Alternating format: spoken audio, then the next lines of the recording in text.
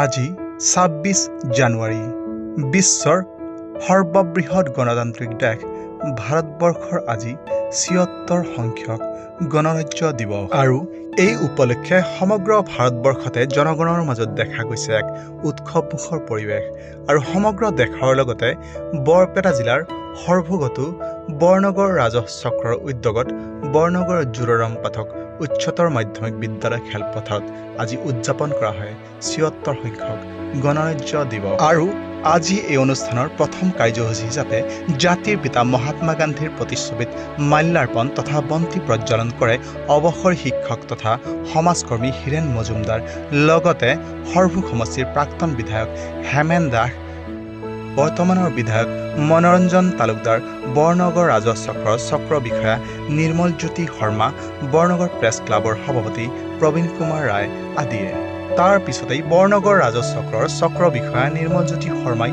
বিভিন্ন শিক্ষানুষ্ঠানৰ ছাত্ৰ ছাত্ৰীসকলৰ লগতে NCC স্কাউট গাইড ইত্যাদি বিভিন্ন অনুষ্ঠানৰ পৰা সমূহীয়া অভিবাদন গ্ৰহণ কৰি উত্তোলন কৰে ভাৰতৰ ৰাষ্ট্ৰীয় পতাকা আৰু তাৰ পিছতেই পৰিৱেশন কৰা হয় ভাৰতৰ ৰাষ্ট্ৰীয় সংগীত।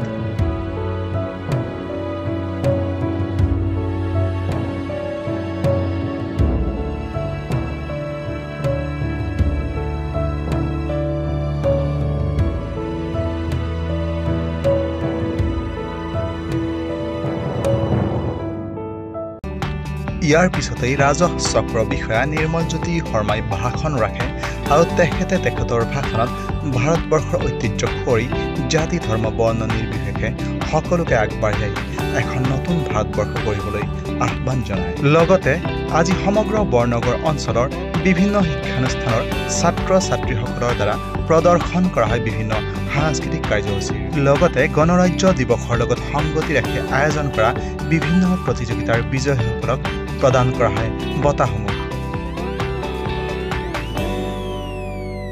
1950 চনৰ পৰা আজিলৈকে গণৰাজ্য দিৱসত উপস্থিত আছোঁ।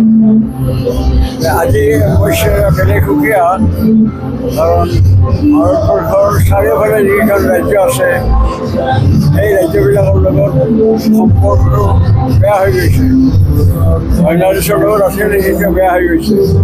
তাৰোপৰি পৃথিৱীৰ বৃহত্তম শক্তি আমেৰিকাই ট্ৰাম্পৰ যিটো শপত গ্ৰহণ অনুষ্ঠান তাত ভাৰতৰ প্ৰধানমন্ত্ৰীক নিমন্ত্ৰণ নকৰিলে।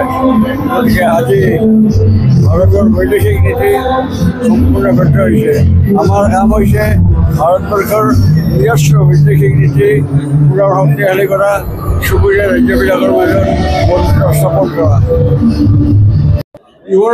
You were attending 76th Republic Day of India. What would you like to say about this celebration? Okay, thank you very much, Dhanyavad. Namaskar. I am traveling in India. I'm a tourist, and I happen to be here on the 76th anniversary of the Republic Day, which is the Constitution, the writing of the Constitution of the Supreme Law in India. And I think it's very impressive, and the Constitution is giving order, organization and limitation to the legal system to function in a big country like India. And I'm happy to see the people here live in peace, in harmony,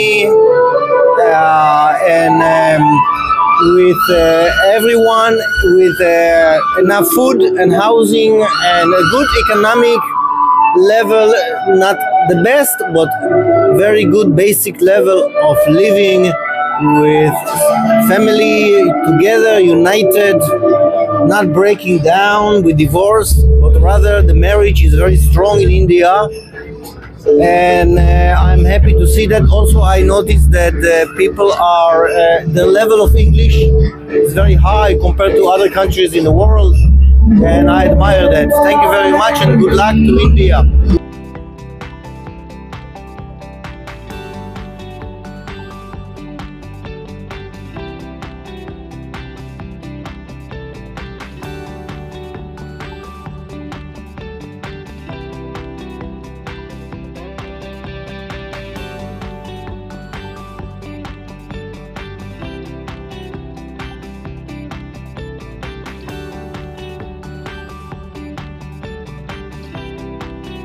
খৰভোগৰ পৰা উদয়ন নাথৰ report news time 3